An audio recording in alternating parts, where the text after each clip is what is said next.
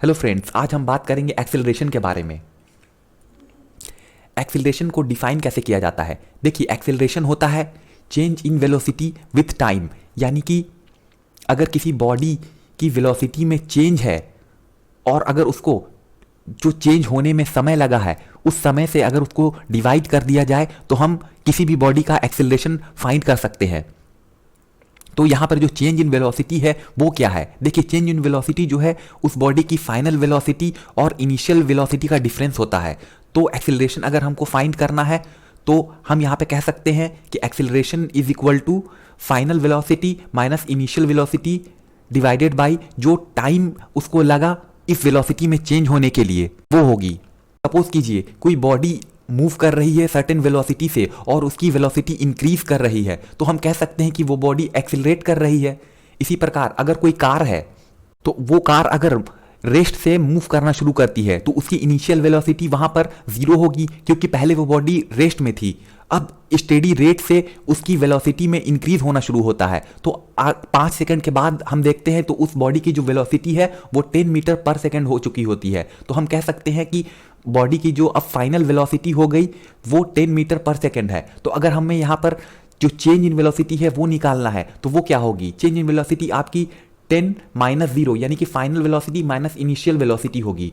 तो यहां पर 10 मीटर पर सेकंड जो होगा वो उस बॉडी की चेंज इन वेलोसिटी होगी, यानी कि उस बॉडी की वेलोसिटी में जो इंक्रीज हो रहा है वो 10 मीटर पर सेकंड से हो रहा है। और अगर 1 सेकंड में अगर हमें पता करना हो कि उस बॉडी में की वेलोसिटी में कितना इंक्रीज हुआ, तो हम वहां पर जो वेलोसिटी में इंक्रीज हुआ है 5 सेकंड में उसको अगर 5 से डिवाइड करते हैं, यानी कि 5 सेकंड से डिवाइड करते हैं, तो पर सेकंड में हमें पता चल जाएगा कि उस बॉडी की जो वेलोसिटी है वो कितनी इंक्रीज हुई। तो अगर 10 डिवाइडेड बाई 5 करते हैं तो 2 मीटर पर सेकंड जो होती है, इस रेट से वो बॉडी हर सेकंड अपनी वेलोसिटी को इंक्रीज कर रहा है।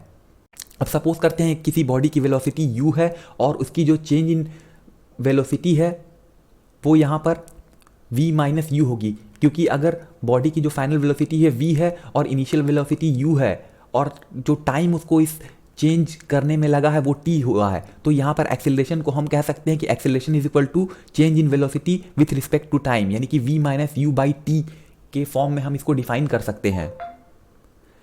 अगर एक्सेलरेशन के यूनिट की बात की जाए तो एक्सेलरेशन का यूनिट भी हम इसी तरह से निकाल सकते हैं। देखिए, यहाँ पर एक्सेलरेशन को हम जानते हैं कि ये होता है final velocity minus initial velocity by time. तो ये फाइनल और इनिशियल वेलोसिटी का जो डिफरेंस है ये भी एक वेलोसिटी है, तो वेलोसिटी का जो यूनिट होता है वो क्या होता है, मीटर पर सेकेंड, और टाइम सेकेंड, इसकी भी यूनिट सेकेंड होती है। तो यहाँ पे हम कह सकते हैं मीटर पर सेकेंड स्क्वायर। तो ये जो SI यूनिट है एक्सेलरेशन की वो यहाँ पर मीटर पर सेकेंड स्क्वायर होगी।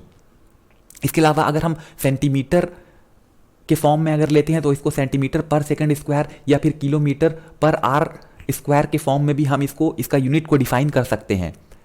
अब अगर कोई मोशन है वो स्ट्रेट लाइन में हो रहा है तो क्या होगा। देखिए, अगर किसी बॉडी का जो मोशन है वो स्ट्रेट लाइन में है और एक्सेलरेशन के बारे में हम जानते हैं कि एक्सेलरेशन एक वेक्टर क्वांटिटी है, तो जो उसका डायरेक्शन है वो भी हमें पता होना चाहिए। तो हमें एक्सेलरेशन का डायरेक्शन किस प्रकार पता चलेगा, इसके लिए हमें एक्सेलरेशन के डायरेक्शन के लिए हमें वेलोसिटी का डायरेक्शन को देखना होगा कि वेलोसिटी किस डायरेक्शन में हो रही है। क्योंकि ये देखिए, एक्सेलरेशन जो है वो change in velocity with respect to time है, यानी कि ये वेलोसिटी पे डिपेंड कर रहा है। और हम जानते हैं कि वेलोसिटी भी एक वेक्टर क्वांटिटी है जिसके डायरेक्शन को हम पता कर सकते हैं। जो जिस डायरेक्शन में उसका डिस्प्लेसमेंट हो रहा है उसको अगर हम जान लेते हैं तो यहाँ पर हम वेलोसिटी के डायरेक्शन को भी बता सकते हैं।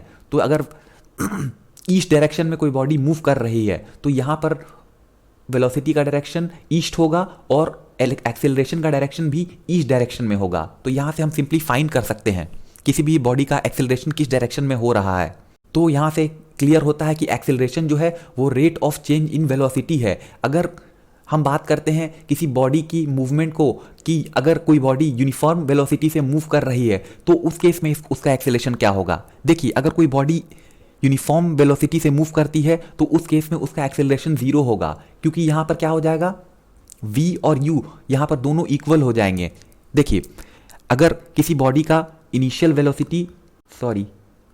वेलोसिटी जो है वो 2 मीटर पर सेकेंड है और यूनिफॉर्म वेलोसिटी होने के बाद से उसकी फाइनल वेलोसिटी भी जो होगी वो भी यहाँ पर 2 मीटर पर सेकेंड होगी। तो अगर हम इसका डिफरेंस निकालें तो क्या होगा, फाइनल माइनस इनिशियल वेलोसिटी, यानी कि 2 - 2 इज इक्वल टू 0। तो हम यहाँ पे कह सकते हैं कि एक्सेलरेशन जो होगा वो change in velocity by time होता है। तो चेंज इन वेलोसिटी तो आपकी 0 है, और जो भी टाइम है उससे इसको डिवाइड करेंगे तो एक्सेलरेशन तो आपका यहाँ पर 0 होगा। तो यहाँ से सिंपली पता चलता है कि अगर किसी भी बॉडी का जो वेलोसिटी है वो अगर यूनिफॉर्म होता है तो उस केस में जो एक्सेलरेशन होगा वो हमेशा 0 होगा। और इसी प्रकार से अगर कोई बॉडी की जो वेलोसिटी है वो यूनिफॉर्म नहीं है, यानी कि वो नॉन यूनिफॉर्म है, तो नॉन यूनिफॉर्म कहने का मतलब कि उसकी वेलोसिटी में कोई ना कोई चेंज आ रहा है। यानी कि अगर उसकी इनिशियल वेलोसिटी u थी तो फाइनल वेलोसिटी यहाँ पर v है, तो यानी कि वेलोसिटी में तो कुछ चेंज आ रहा है ना। अगर इनिशियल वेलोसिटी 2 मीटर थी और फाइनल मानते हैं कि वेलोसिटी 3 मीटर पर सेकेंड की उसने अचीव की, तो यहाँ पर एक डिफरेंस आ रहा है। तो यहाँ से हम क्लियरली कह सकते हैं कि ये बॉडी जो है वो एक्सेलरेट कर रही है, उसकी स्पीड यहाँ पर इंक्रीज कर रही है। और यही तो होता है एक्सेलरेशन। अगर किसी बॉडी की वेलोसिटी इंक्रीज करती है तो उसे हम कहते हैं कि वो बॉडी एक्सेलरेट कर रही है।